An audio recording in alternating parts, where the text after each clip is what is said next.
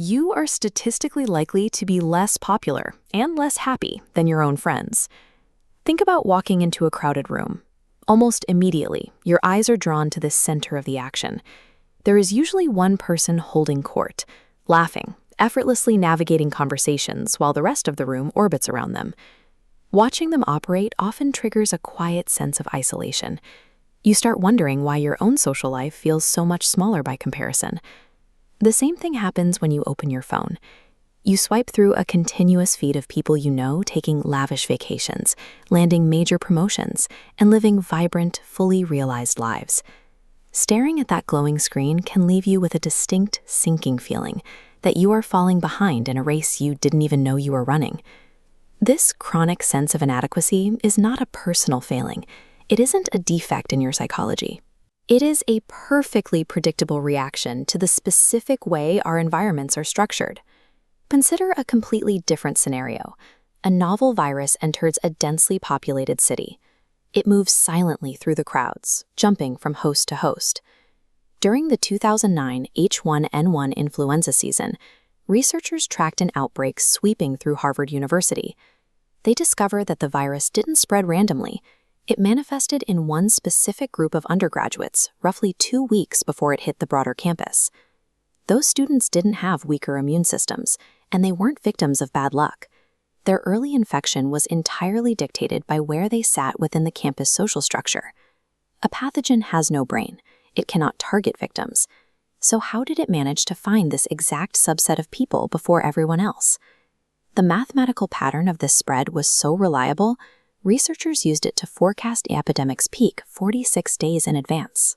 The underlying mechanism that drove that virus to those specific students is the exact same invisible force that makes you feel isolated at a party or inadequate when scrolling through your phone. Humans lack the capacity to perceive the entire world. To understand our place in society, we sample reality by observing the people immediately around us. Your local circle of friends and acquaintances acts as a benchmark. You look at their lives, their habits, and their achievements to calculate a baseline for normal human behavior. But that local sample is mathematically broken. It feeds your brain a highly distorted version of reality. Network scientists call one side effect of this the majority illusion. It is a structural trick where a trait that is incredibly rare in the overall population appears overwhelmingly common within a specific local circle. This diagram shows a network where a small fraction of nodes are red. Because those red nodes are highly connected, nearly all yellow nodes look around and see a majority of red neighbors. A small minority creates the illusion of a standard. Your brain is functioning perfectly. It is making entirely logical judgments about your social standing and self-worth. The problem is the data it relies on is mathematically biased. This distortion is measurable. Large-scale network analyses show that the people in your immediate circle really are statistically different from you.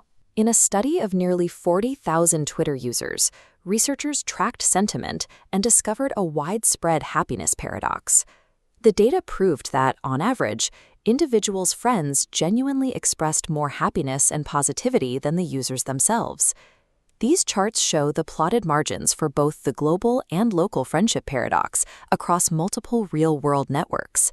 Across different groups, from karate clubs to online associations, the mathematical gap between an individual and their friends is consistent. The effect scales across digital environments. The people in your feed post more frequently, accumulate more followers, and experience viral success at much higher rates than you. This is compounded by a property called transortivity. Popular people tend to cluster together and connect with other popular people, creating dense, highly visible hubs of activity. Your deepest insecurities align with the math. The people you compare yourself to actually do have more friends, more reach, and more visible success. But that exact visibility makes them the worst possible benchmark for an average life. To see why this happens, we have to stop looking at individuals and look at the underlying architecture of society as an interconnected web. In 1991, sociologist Scott Feld identified a mathematical law known as the friendship paradox. It dictates a simple, counterintuitive rule. On average, your friends have more friends than you do. With a basic group of 5 people, 4 maintain a single connection to a highly social fifth person. When calculating the average, a counting bias emerges. The isolated individuals are counted once, but the connected fifth person is counted repeatedly, appearing on everyone's list. Extrapolate that counting bias to the real world. Highly connected extroverts take up a disproportionate amount of space. They are the ones organizing the parties, dominating the conversation, and saturating your social media feeds. Because they are everywhere, these hyper-visible individuals drag the local average upward. They inadvertently establish a daily standard that mathematically guarantees the average person will feel inadequate. This math explains exactly what happened during that 2009 Harvard flu study. Viruses naturally strike highly connected individuals first.